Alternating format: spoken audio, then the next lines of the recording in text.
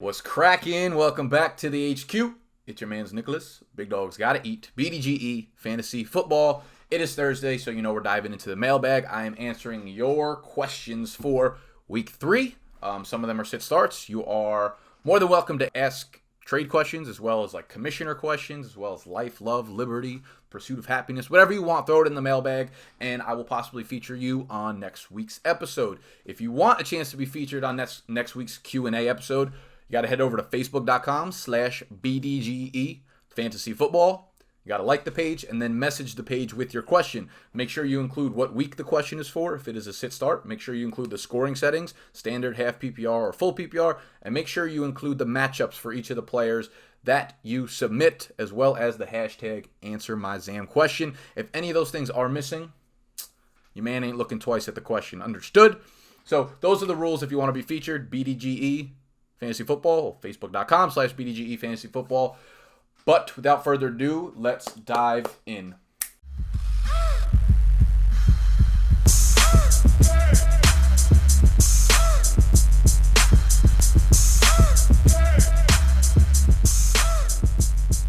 The first question comes from my man, Brian Godwin. He's a two-timer, actually.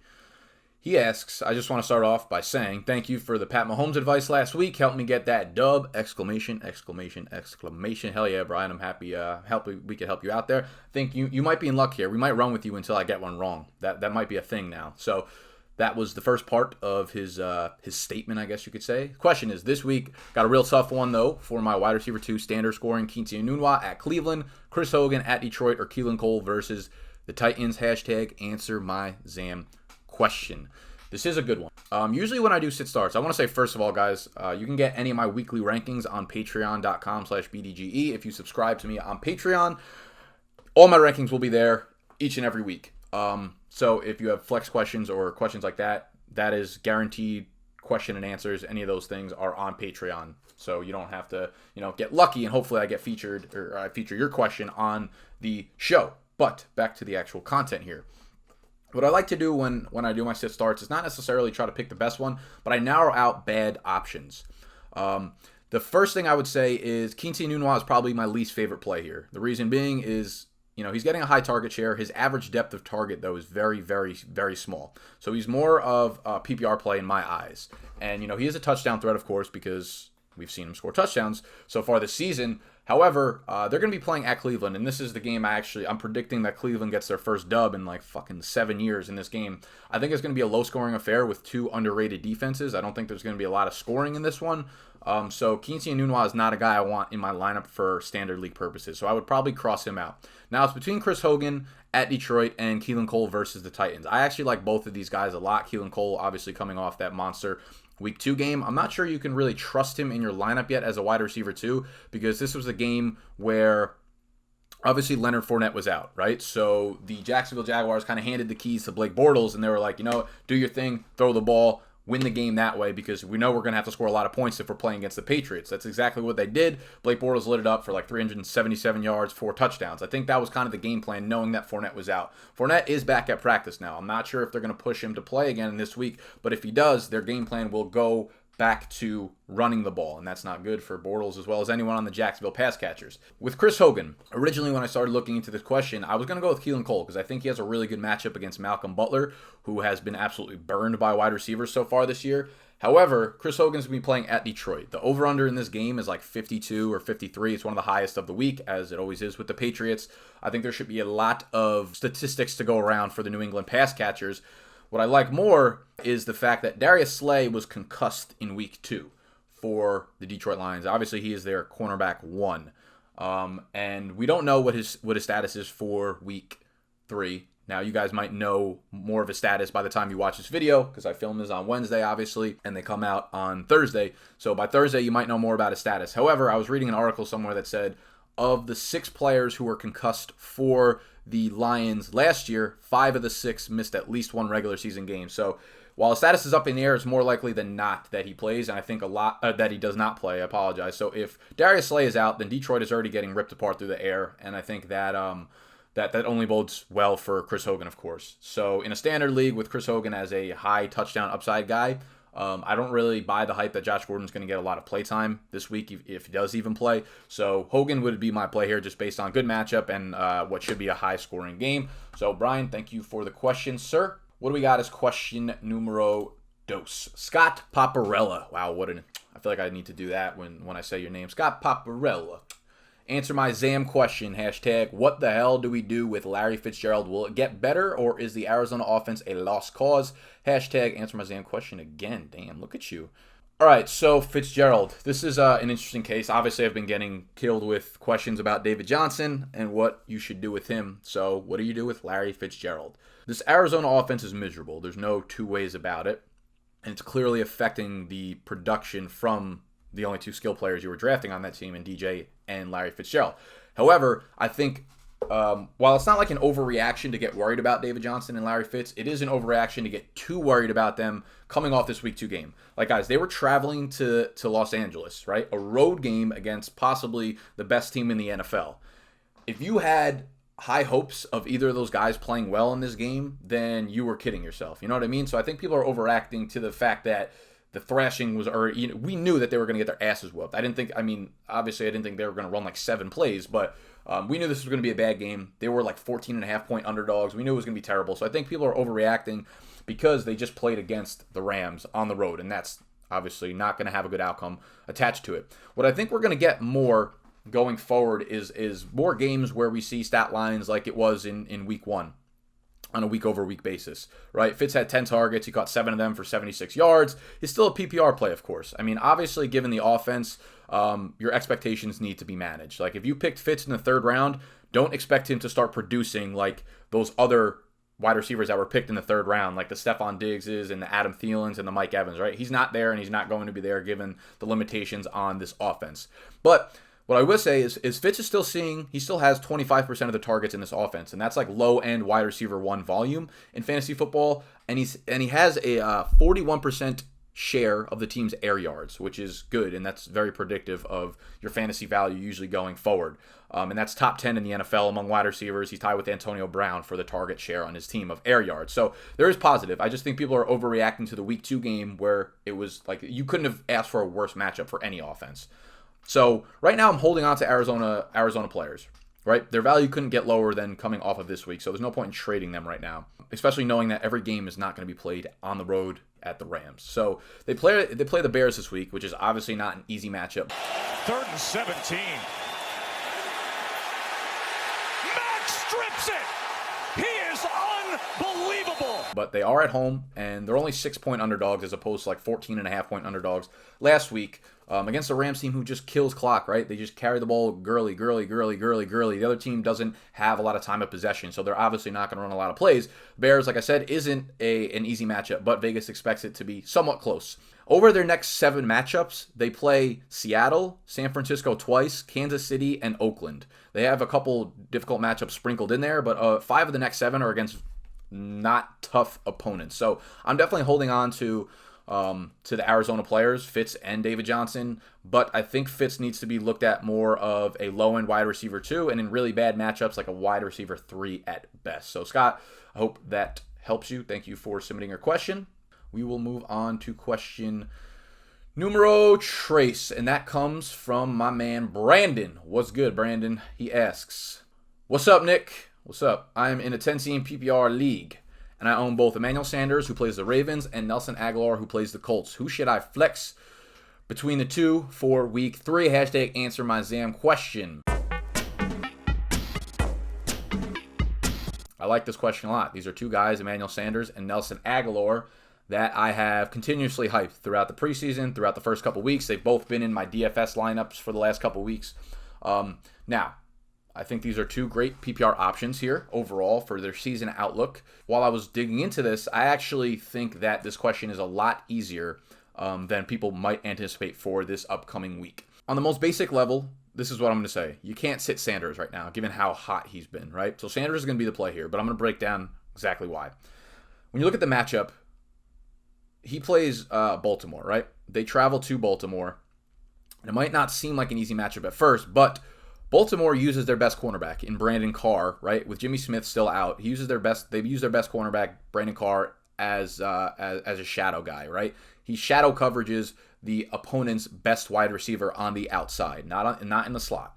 So last week, Baltimore played the Bengals, and he shadowed A.J. Green. And I know that didn't work out well for Green, but here's what happened.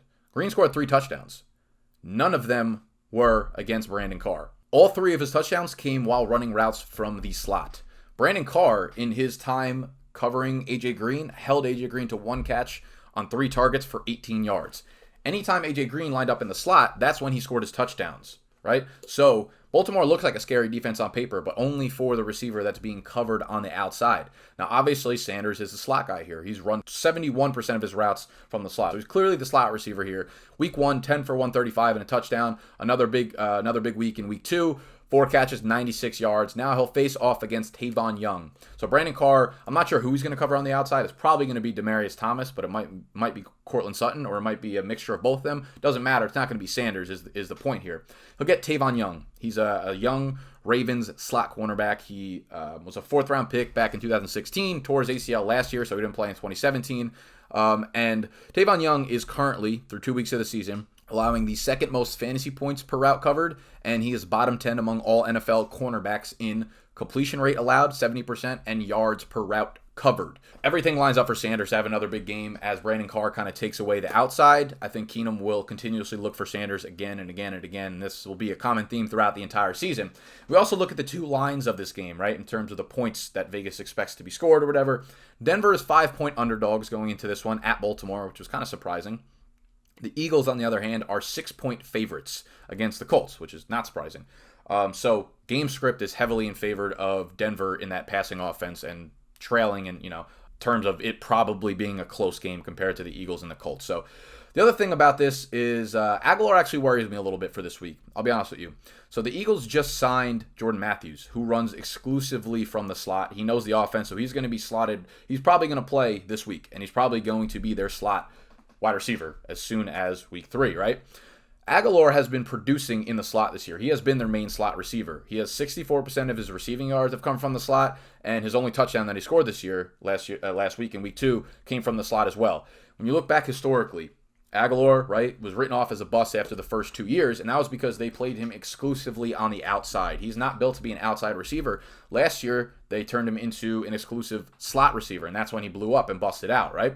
So with Jordan Matthews coming back playing the slot, they're going to move Agholor to the outside, especially with the news that Mike Wallace is now on the IR. Now, I'm nervous about Agholor being on the outside. I don't think he is that guy. So Agholor moving to the outside is something that will hurt his season-long outlook if this is something that continues to be the case.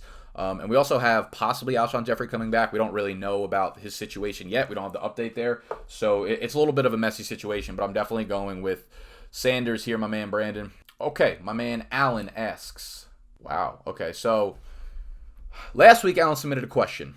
He asked James White or Isaiah Crowell, full point PPR. However, he asked it on Friday morning. And guys, here's the thing. Here are like the ground rules for these questions. I film these on Wednesday morning, right? I film these on Wednesday morning, these Q&A videos. So if you want to possibly be featured in one of the videos, Possibly you have to ask me some point on Monday, Tuesday, or early Wednesday morning. If you ask me on Wednesday night or Thursday, I've already filmed the video, of course, right? So anything from like Thursday to Sunday, they're obviously not going to be in this video. As well as waiver wire questions. If you submit them Monday or Tuesday, I don't film this until Wednesday morning, so your waiver wire will have already processed. There's no reason to ask me waiver wire questions, you know what I mean? So, that being said, make sure you get the questions in some point, either like late Sunday night after the games have been played, Sunday, Monday, Tuesday, or really early Wednesday. Make sure you include, if you're submitting it on Sunday, make sure you include that it's for the following week's question or whatever. So he said, redeem yourself. First of all, this is on you, Alan, not on me, but I will redeem myself for you tomorrow. He said, Matt Stafford or Russell Wilson. Wow, he doesn't even put the matchups in here. How dare you, Alan? This is absurd. We have quarterback questions. Matt Stafford or Russell Wilson. Stafford is playing at home versus New England. See, I know these things, but I still ask for you to put the matchups in just so I don't have to, do a little bit of extra work here. And then it's Russell Wilson. They are playing at home against the Dallas Cowboys.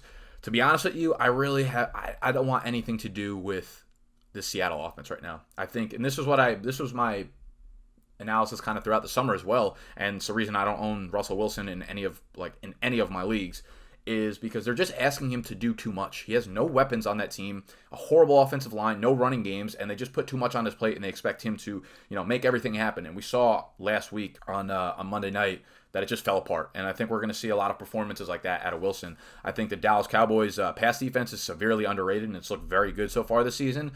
So I kind of want no part of Russell Wilson this week. Now, when you look at Stafford, right, he's at home against the Patriots. The game script for Stafford should be fantastic. They are touchdown underdogs. They have the Patriots coming to town who should put up a lot of points. The over-under is 52 or 52.5, whatever. Against the Pats defense that just allowed 377 passing yards, as well as 4 touchdowns to Blake Bortles on the road. So they're on the road again against a good passing defense with a lot of weapons. I expect Stafford to have a very, very, very good bounce-back game in Week 3. So light up Stafford, my man. Put him in your lineup. Hit that submit button. Before we move on to the next, we have, I think, like 3 or 4 more questions for y'all. I want to thank today's sponsors for the video, fantasyjocks.com. They will provide your league with belts. They will provide your league with rings, trophies, whatever you need for your fantasy football league or fantasy baseball or fantasy basketball, whatever fantasies you may have, not those kind of fantasies, sports related. They will supply your league with the gear, as well as draft boards if you guys are drafting for basketball or whatever. So what you can do is head over to fantasyjocks.com. It will be linked down below. You could use promo code TAKE10 or Taco Corp, that's TACOCORP, for 10% off. So have everyone in your league chip in a little bit of money, and you can buy a ring to represent the chip each year, or you could buy either the belts or a trophy, and you can get the team's names engraved on them, so you have a historic piece of gorgeous equipment. Head over to fantasyjocks.com, use one of the promo codes, get yourself one of these, get your team's name engraved on the trophy that you get or the belt. I'm telling you, it'll last for a lifetime. It'll last for centuries, if not generations, which is foreshadowing to what's to come in this video. So let's move on to the questions. Thank you, fantasyjocks.com. Link is in the description. Next question comes from, I believe I just answered, or at least the last thing you saw was Stafford versus Russell Wilson. Nicolas with a Y. That is some swaggy stuff right there. NYCHOLAS, and I think there's a reason behind it. Nicholas asks, my league is half PPR, and I want to know if I should keep Robert Woods versus Chargers on this week or bench him for one of these options. John Brown versus Denver, Philip Dorsett at Detroit, Chris Godwin versus Pittsburgh. Greetings from Brazil. I love your videos. Hashtag answer my damn question. You love my videos. I love you, Nicholas. I love your name. I wish my name was NYCHOLAS. That would be super, super duper swaggy. Fortunately, it's not. Unfortunately, I have to settle for the American version. But I'm going to answer your question because you're from Brazil, and I love Brazilian chicks. They got them. I'm sorry, I'll stick to fantasy football. So he has half PPR. Woods, Brown, Dorsett, Godwin. Guys, I got to be honest with you.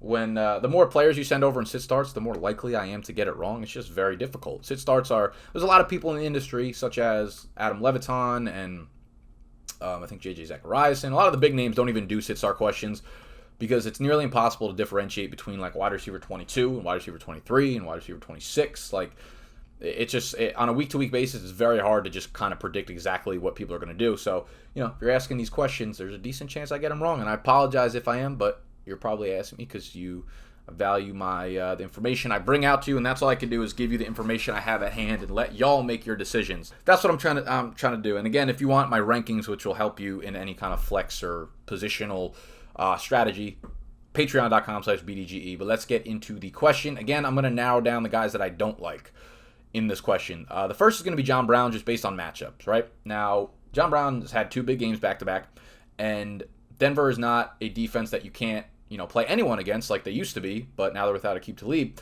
However, they're still a good pass defense, still very good pass rushing defense, so they're going to get pressure on the quarterback, which is not always a good thing, especially for a deep ball guy like John Brown. Won't have a lot of time to get deep. So while you can play guys against Denver, you prefer not to. And since you have other options, obviously I would prefer to do that. Plus, Baltimore is 5-point favorites in this game, surprisingly, at home. Does not favor the passing script. Last week I think people are going to be higher on John Brown than they might need to be. He had 10 targets last week. That was only because the Ravens were down so quickly against the Bengals and getting their asses whooped. So I'm not necessarily crazy about Brown this week. Philip Dorsett, I really don't want to play him outside of a full PPR league. I think you're kind of banking on a touchdown, and I'm not going to do that here, especially with the fact that Josh Gordon is probably going to be playing. They do get the Detroit defense, which I kind of touched on before, that I think is a defense that you could absolutely exploit. However, while the Detroit pass defense has been bad, their run defense has been even worse. They're arguably the worst run defense in the NFL right now, and I was looking at some numbers. They're allowing 180 rushing yards a game, which is worse in the NFL. They're allowing 5.6 yards per carry to opposing running backs, which is second worst in the NFL. They've allowed the third most rushing touchdowns to opposing running backs. And they're 29th in the NFL in terms of Football Outsiders run defense DVOA. So they've been horrible, and I think New England is a good game script or good game plan team, of course, with Uncle Bill there. So there's a chance that they go run heavy, right? Sony Michel, I think, should be pretty heavily utilized in this game. So that's just why I don't like Dorsett. I think you're kind of banking on a touchdown, because outside of a full PPR, you're probably looking at like a 4 or 5 for 45, 55 type of yards, and you don't really want that when you have upside guys like Woods or Godwin here. So between Woods and Godwin, I mean, they're both pretty much like the respected wide receiver 3s, maybe 2s in their offense. Now, Woods will play against the Chargers, and Casey Hayward is, of course, the CB1 there for LA, and I think he's going to be covering Cooks. Now, Cooks has looked amazing. He's looked like the clear wide receiver 1 in this offense, and I'm pretty sure Hayward's going to end up sticking on Cooks, leaving Woods and Cooper Kupp, to run against their CB2, CB3, whatever. So leaves a little bit of opening. The other thing is, while I love Chris Godwin, I still don't see him as anything more than like a wide receiver 3 flex option probably, and I would prefer Woods here because Godwin is still the wide receiver 3 here, right? D. Jackson Evans are still playing more snaps than him, and he's only getting like 50 to 60% of the snaps. So I would prefer a full-time player in Robert Woods over Chris Godwin. But I do like both plays here. But I'll go with Woods here, Nicolas. Thank you for the question, sir. James Eli the Fourth. Damn, that is a swaggy name too. Why does everyone have the GOAT names in my Q&A questions? It's not because I set it up like that, I promise. James Eli the Fourth. I'm trying to have some Roman numerals in my name. First of all, congrats to your forefathers and their forefathers and their forefathers on the sex. You gotta have a lot of sexy time in order to have that many Roman numerals in your name. So congrats to them on the sex. Second of all, I'm trying to have some Roman numerals in my name as well, bro. That is, I want my name to be Nicholas with a Y, Nycholas, Ercolano, the ninth. Let's go with the ninth. The IX would be pretty swaggy at the end of the name. I feel like I wonder what the longest standing Roman numeral at the end of a name is. What do you think it went to? Someone leave a comment down below and let me know what you think the longest standing Roman numeral is. And while you're down there, hit that thumbs up button, baby, if you are enjoying the podcast/YouTube video. If you're on the podcast, a rating and review would be mucho apreciado. I was saying something about Roman. I feel like King Henry, like every history class when you're younger in high school and shit, always talked about like King Henry the 17th. I feel like all those dudes did was just like chop people's heads off and shit. I don't know if it was King Henry or like King Charles or some shit, but I feel like those crazy dudes got into like the 16s or the 19s for Roman numerals. So he asks, James asks, should I start Cam Newton this week or Mitch Trubisky? Bro, I'm so sorry. This is David, not James. David, I highly apologize. I had it written down as James Eli for some reason. David, my man, asks, should I start Cam Newton versus Cincy or Mitch Trubisky versus Arizona this week? Hashtag answer my Zam question. Bruh, I need to put you in timeout. You're lucky you got that Roman numerals at the end of your name. One of these quarterbacks is a very good fantasy quarterback. One of them is droppable. The droppable one is definitely not Cam Newton. Cam Newton needs to be in your lineup. He's at home, coming off a huge fantasy week last week. I don't know why you would even think about playing Trubisky over him, but my man, I'm going to save us all some time and just go with Cam for you there. All right. So, the last question comes from Austin. Austin asks, should I play Big Ben or Ryan Fitzmagic? They're playing against each other. This is going to be a very fun Monday night game. I'm excited. The over-under's at like 53 right now. They expect a shootout, and they should with the way that Tampa Bay has been playing. However, for me, I'm just looking at my quarterback rankings, which, again, y'all can find on patreon.com/BDGE. My QB rankings have Fitz at quarterback 11 and Big Ben at quarterback 17, I believe. And Big Ben's just a different quarterback when he is on the road, guys. He is not the same. If this was in Pittsburgh, it'd be Big Ben easy, but I'm going to ride the hot hand in Fitzgerald, and I'm going to let that fly with the weapons around him, man. There's no quarterback that's been hotter, arguably Patrick Mahomes, but I want Fitzpatrick in my lineup this week for sure. And Big Ben just scares me when he's on the road. I know he is an absolute animal when he is at home, but the splits are very real, and we've seen it for years and years and years now. So I don't feel comfortable whatsoever playing Ben while they're on the road. So it's going to be Fitzmagic there for me. Expect another big game from him, which means that now that everyone expects it, he probably will have a shitty game. So if you want to fade me, go ahead and do that. I honestly wouldn't think that's terrible advice. Yeah, it's Fitzpatrick for me, and that's going to wrap up the Q&A questions, the mailbag questions for today. Again, if you want your question to be featured, facebook.com/BDGE Fantasy Football.